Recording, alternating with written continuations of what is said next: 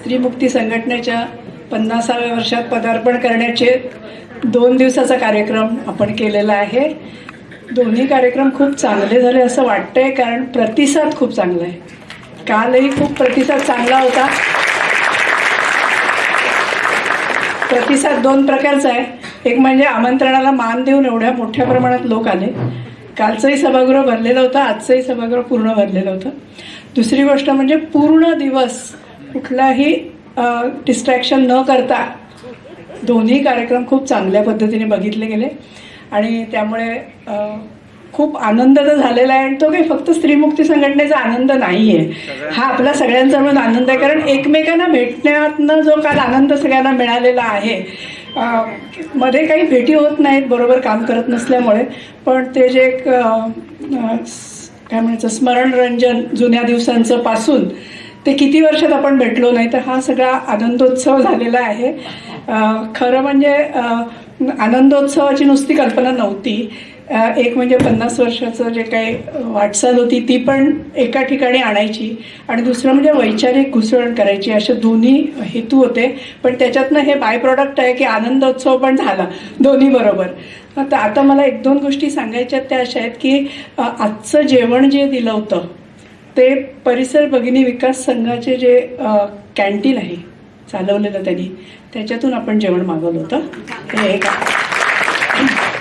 दुसरं म्हणजे आज जे हे किट दिलेलं आहे पुस्तकांचं, हे रिसायकल्ड पेपर जो आत्ता नवीन प्लांट घातलेला आहे, तर त्याच्यातून ते आलेलं आहे, म्हणून ह्या पिशव्या दिलेल्या आहेत.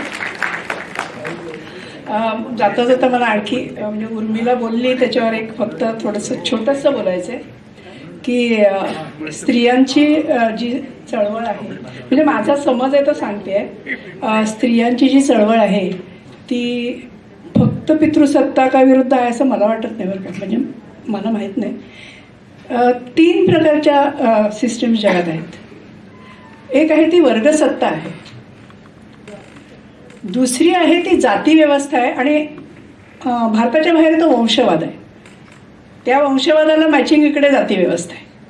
आणि तिसरी जी सिस्टीम आहे ती पितृसत्ताक व्यवस्था आहे. तर आपण एकाच व्यवस्थेशी भांडतोय असं वाटत नाही. जे संपूर्ण लिखाण आहे, तो संपूर्ण वैचारिक आपण जो स्पेस घेतलेला आहे, हा ह्या 3ही व्यवस्थांच्या विरुद्ध आपण वापरतोय. त्यामुळे एक, आणि त्या सगळ्या नष्ट करायची म्हणजे सोपं नाहीच आहे. जसं हिने सकाळीच कोणतरी म्हटलं की तेव्हा क्रांतीचं इतकं डोक्यात वारं होतं की आहेच आता या गल्लीच्या शेवटी गेलं की क्रांती. त्याच्यानंतर आज 50 वर्ष झालेली आहेत, आणि पुढे गेलो की मागे माहीत नाही, अजून कळत नाही आहे.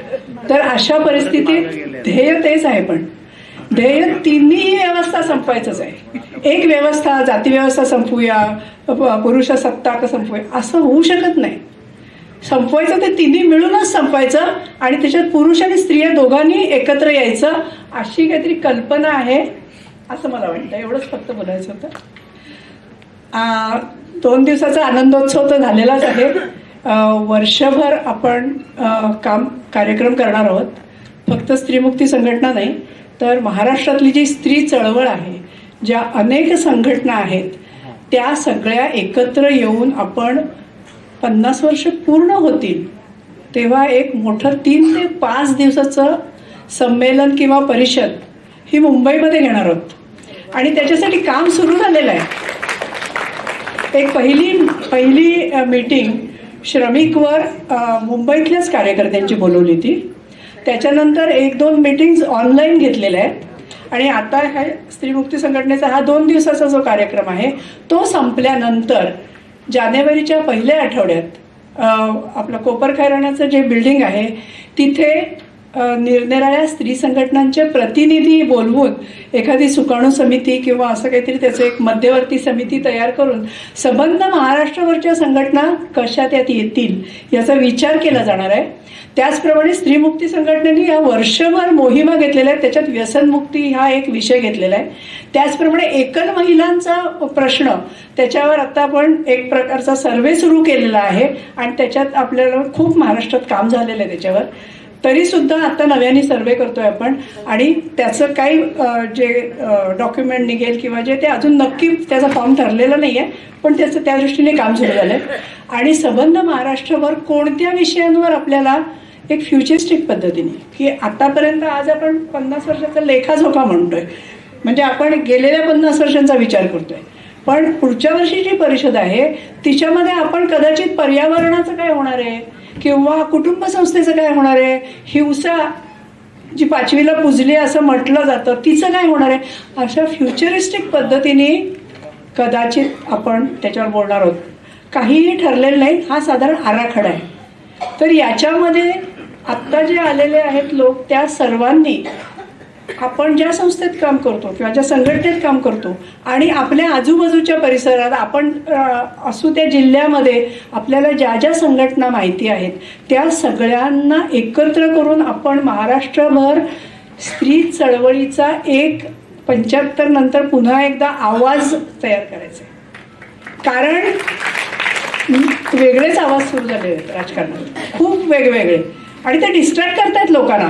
त्यांच्यावरती आवाज करून आपल्याला एकजुटीचा एक आवाज पुढे करायचा आहे. नुसती समानता नाही आहे, तर समानता आणि एकजूट याची ताकद काय आहे ती आपल्याला इथे महाराष्ट्रात घडवायची आहे. आणि त्याच्यासाठी हा समारोप मी अगदी 2 मिनिटातच करते, जास्त बोलणार नाही आहे. तर ह्याच्यासाठी आता सगळ्यांनी विचार करायला सुरुवात करायची आहे. कारण सुरुवात स्त्रीमुक्ती संघटनेने केली, सगळ्या संघटनांना बोलवायची, पण पुढे न्यायची 100% जबाबदारी स्त्रीमुक्ती संघटनेची नाही आहे, ती स्त्रीमुक्ती चळवळीची आहे. त्यामुळे सर्वांनी याच्यात आपलंच घरचं आहे काम असं समजून यायचंय आणि निरनिराळ्या कल्पना ज्या पुढे येतील त्याच्यातनं आपण एक काहीतरी सर्वांचं मिळून एकजुटीचं काहीतरी एक प्लॅटफॉर्म तयार करणार आहोत. आणि त्या दृष्टीने सर्वांनी आजपासून विचाराला सुरुवात करावी असं मी एक आवाहन करते.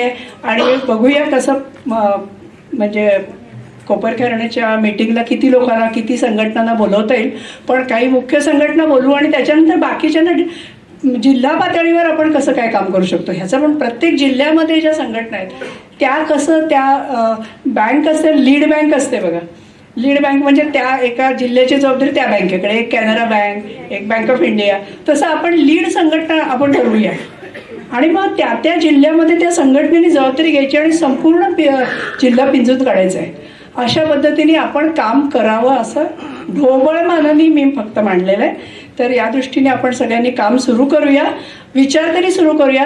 आणि जे जे काय असेल हळूहळू एक ग्रुप पण केलेला आहे, त्याच्यामध्ये आपण लोकांना हळूहळू त्या ग्रुपमध्ये घेऊ आणि निर्णयाच्या कल्पना तयार होतील, त्यातून काय पुढे नक्की करायचं सर्वांनी मिळून याचा आपण विचार करूया. पुन्हा एकदा तुम्ही सगळेजण एवढ्या मोठ्या संख्येने आलात म्हणून मी स्त्रीमुक्ती संघटनेतर्फे कृतज्ञता व्यक्त करते. आभार मानत नाही, कारण सगळ्यांचंच काम आहे आपलंच, त्यामुळे आभार मानून जो काही दुरावा तयार होतो तो मला करायचा नाही आहे.